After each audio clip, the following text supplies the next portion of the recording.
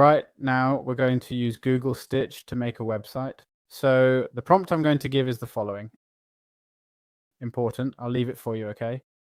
I'm giving you a gift, and also in the description there are 2 more gifts, a private audio and a surprise gift for you to check out. Plus through there you'll have access to my AI training and whatever I upload there, latest news and more. So my goal is to create a website about generating images with AI, okay? Where that service is offered. So as we're seeing, first of all, we give it a bit of context. Design a web interface application for an AI image generation platform. The theme will be dark, the accents. Okay, clearly here there's only one image. There's not the main section. I mean, there wouldn't be an intro explaining the model being used or anything like that, more blog style.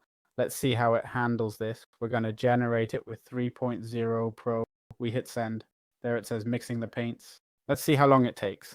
And as you can see there, it shows it'll take around 100 seconds. And there we have the interface. We have models, gallery, API, credits, the user section, share my generations, community. Well, we literally have all the sections you'd expect from an AI generation tool. Obviously, here we could now start playing with the prompt, start tweaking everything we wanted.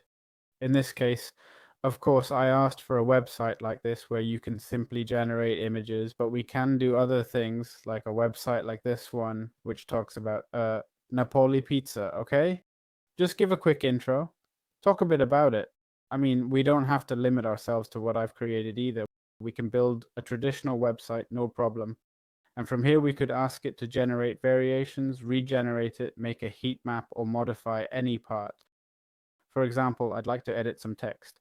See how we can select any text we want to edit. We could do a rating, create the design system if we wanted, even preview in a new tab, right? Let's see how it previews. There it is for desktop, there for tablet, and there for mobile. Well, the responsive design didn't turn out great, honestly. We'd need to work on that. But anyway, I think if we send this to an AI studio or something, it'll do it pretty quickly. So yeah, there we have it. Cheers.